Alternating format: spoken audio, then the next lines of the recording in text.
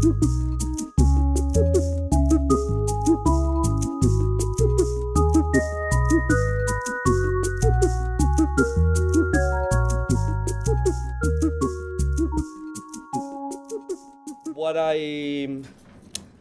want first to thank you for accepting to be part and co-host this dialogue with us on this important matter that is the Yasuní-ITT Initiative. And so let me introduce what is going on for people that might know here in the US what has happened and why we are here today. The Yasuní-ITT Initiative, for those who has not heard about it, was a proposal of the Ecuadorian government that aimed to prevent the exploitation of oil reserves in the Yasuní National Park, one of the most biodiverse reserves in the face of Earth. In exchange, the government of Rafael Correa asked the international community to pay a special fund half of the estimated value of the oil reserves. The 15th of August, I think it was, and after 6 years of implementing this initiative, the government decided to abandon the Yasuní-ITT Initiative after collecting only 0.37% of the desired sum. So this is what we're going to be discussing, and I'm proud to present the excellent panel that we have today. We will have from Quito 2 speakers. One is Dr. Alberto Acosta. He's an economist, professor, and researcher at FLACSO-Ecuador. He has been the Ecuadorian Minister of Energy and Mines during Correa's first government, and also president of the Constitutional Assembly in 2007 and 2008.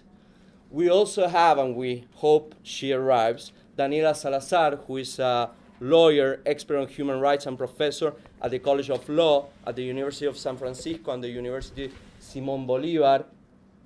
On my right, I have Leonardo Alvarado, who is also a lawyer, a senior research fellow at the University of Arizona. He's a senior advisor to James Anaya, that is the special rapporteur to the United Nations Human Rights, with extensive experience on the subject. And also me. ¿Nos escuchan bien? Sí, perfectamente. Está llegando, creo que Gabriel acá. Perfecto. Siéntate. Estamos esperando.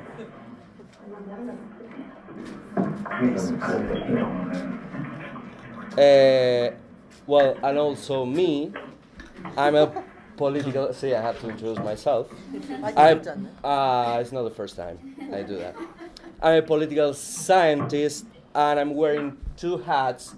I'm a lecturer here at the University of Arizona in Latinoamerican politics. Les puedo pedir que cuando nosotros hablemos que pongan mute el micrófono así.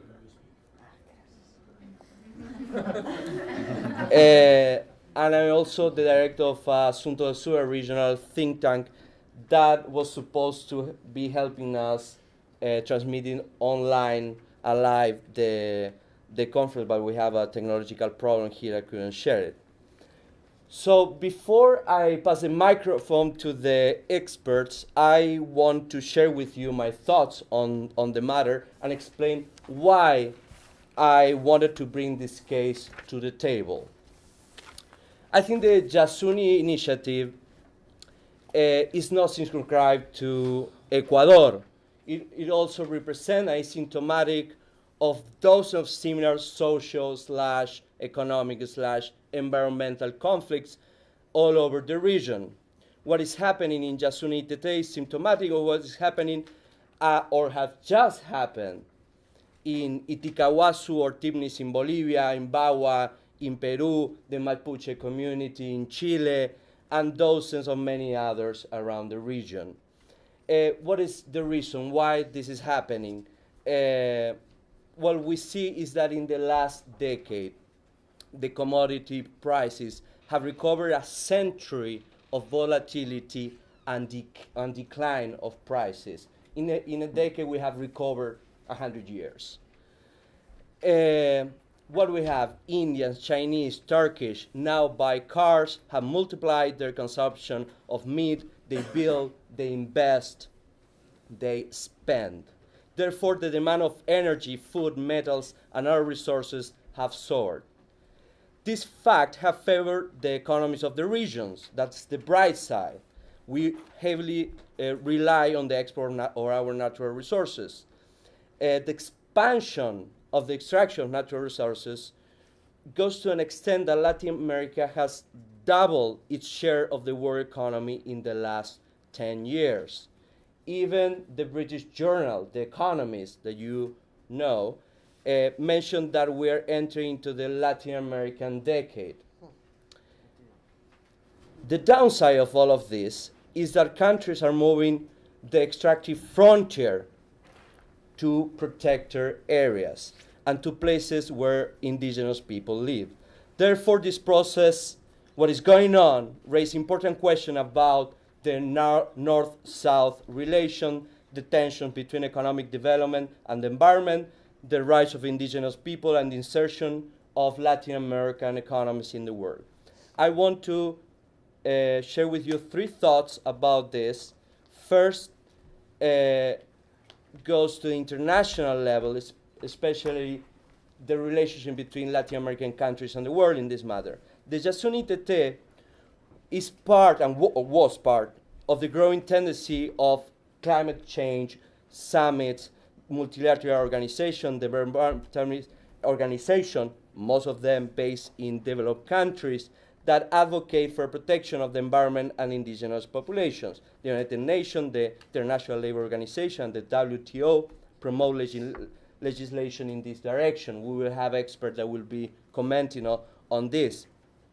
We also have other regimes or initiatives like the EITI, Extractive Industry Transparency Initiative, promoted by Tony Blair, or the REDD, the Reduced Emission for Deforestation and Forest Degradation Initiative, that seek to make the extractive process more transparent and environmentally friendly.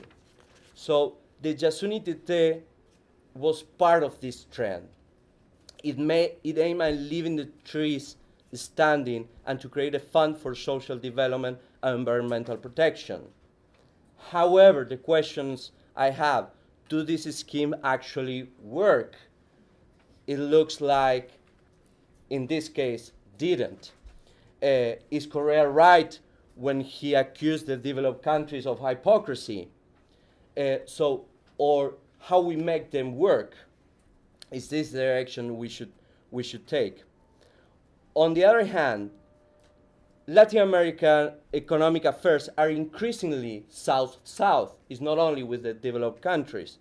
Between the year 2000 and 2012, emerging economies increased their share of the world economy from a 22% to a 36%.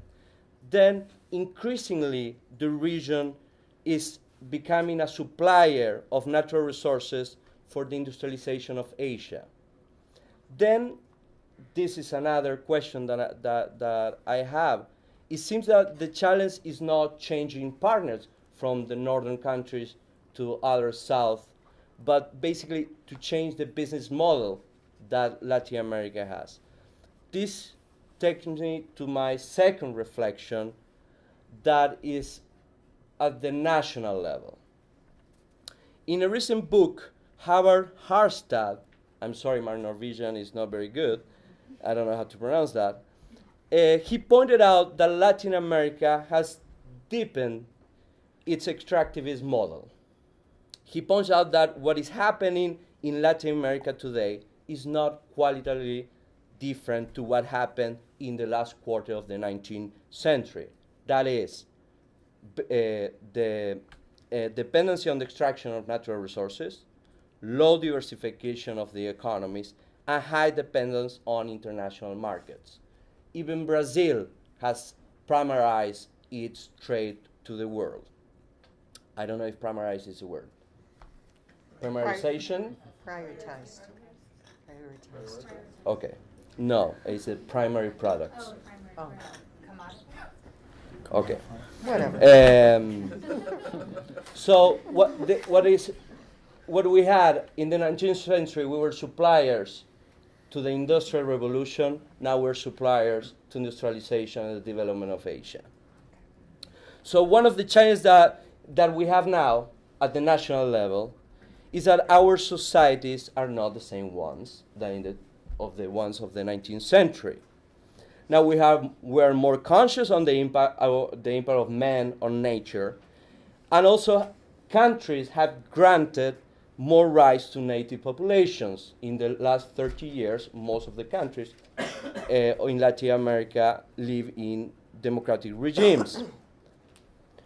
What is striking that we see is what Bevington authors that talks about the perverse confluence of the regimes, the governments of Correa, Evo Morales, Kirchner, Humala, Rousseff, with Sebastián Piñera, Alan Garcia, and Santos. This is not an ideological divide on the way they approach the extraction of natural resources.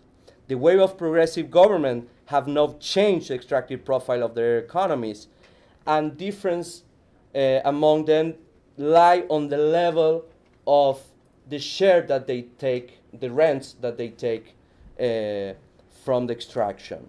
So we are not having in Latin America in general a discussion on the economic model that we want to pursue. What are the incentives to do something different?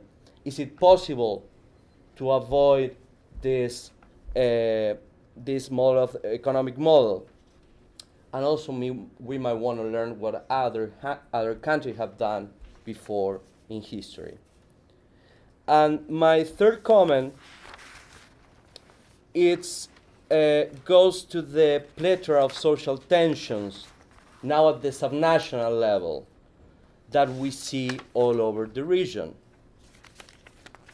On the one hand, we have these governments that have tended to implement policies for social inclusion, the strengthening of identities, many are traditional identities, the protection of indigenous people.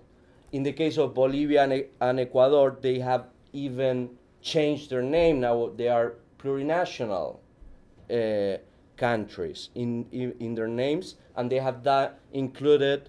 Mr. Acosta will be able to talk about that because he was the chair of the Constitutional Assembly in Ecuador.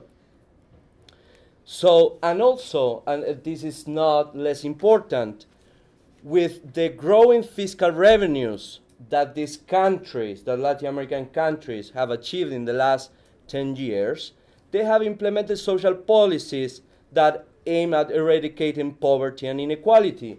We might want to remember the Renta Dignidad in Bolivia that implemented a fund for retirees that is fully funded by gas exports.